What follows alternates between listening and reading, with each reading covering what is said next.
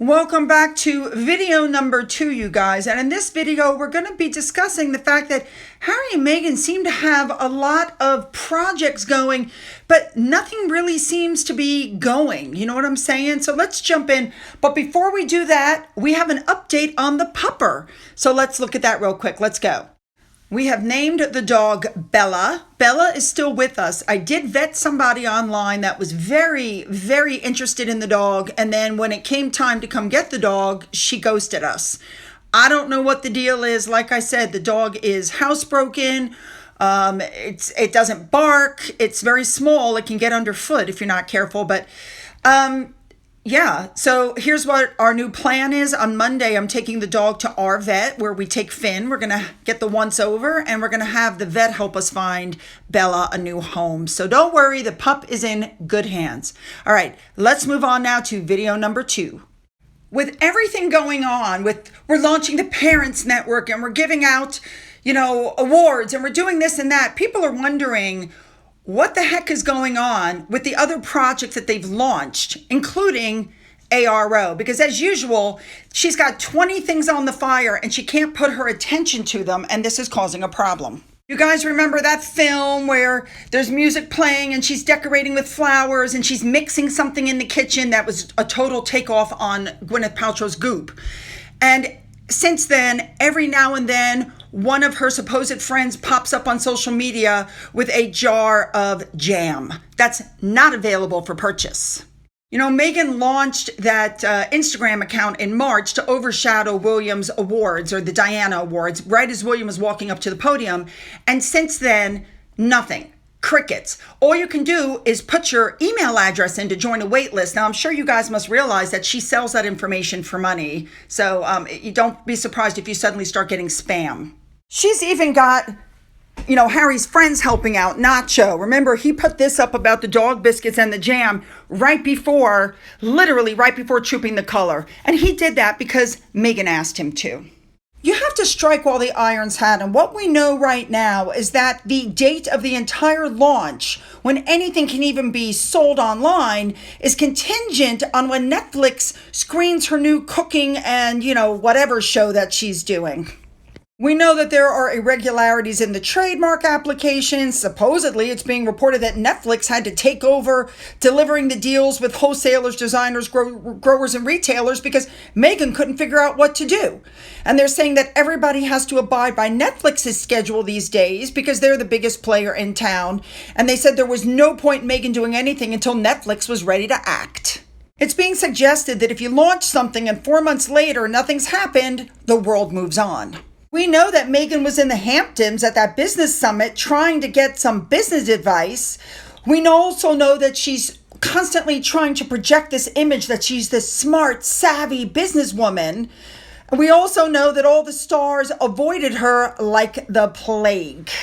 We know that Gwyneth Paltrow had her own Goop get-together on the exact same day to which Meghan was not invited. What about her podcast? We all know what happened. Bill Simmons came out and called them effing grifters and gave a little bit of the behind-the-scenes knowledge of what was going on. He was, bouncing ideas with Harry. They had no talent. The initial stats were good, but of course that's because it was a novelty, and then it went down the hill very quickly. It took them like 13 producers. They built a studio in her house. They did everything possible to help her, and she couldn't manage to put out a decent podcast. After losing their $20 million contract and getting paid, they're saying about $1 million because they didn't meet metrics, in comes Lemonada, who puts out this announcement that they have a new creative partnership with Meghan, the Duchess of Sussex, and they're going to distribute archetypes for all audio platforms because, of course, Spotify couldn't do that, they said. And she was all about, I'm so excited. I just love podcasting. This is great. Here's the issue. First of all, she didn't put any effort into this. She took her first Spotify screen and all she did was change the color and slap Lemonada in the corner. That was it. Now, during her Spotify joint, she had Serena Williams, Mariah Carey. Apparently, they're going to be on the next podcast if the next podcast ever gets off the ground.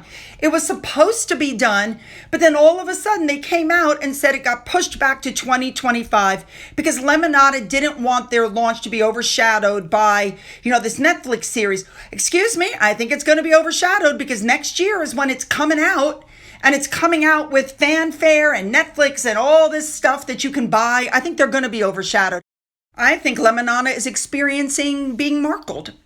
Then, of course, we had the 40 by 40 project in 2021. She did this whole ridiculous skit. And, they had Harry outside juggling balls outside the window. And Melissa McCarthy, who would come to find out is another bully. Figures all of Megan's friends are bullies. And, so she did this whole thing in a video recorded in her mansion. And she said, she took the idea from Nelson Mandela, we all know, and it completely flopped. Nobody knew how the project would work, whether it would be any way to measure its success. And 10 months on after that, there was no follow-up on the campaign. It was quote unquote canceled. It went very quietly into the dustbin because nobody did anything. This is just typical behavior of Megan. How about Pearl that she tried to get when they talked with Quibi back when they were in the royal family? Quibi is now a defunct streaming service. It went out of business. But in May of last year, Netflix dropped Pearl. Their Netflix output actually has been very slight. Live to Lead it was a blip.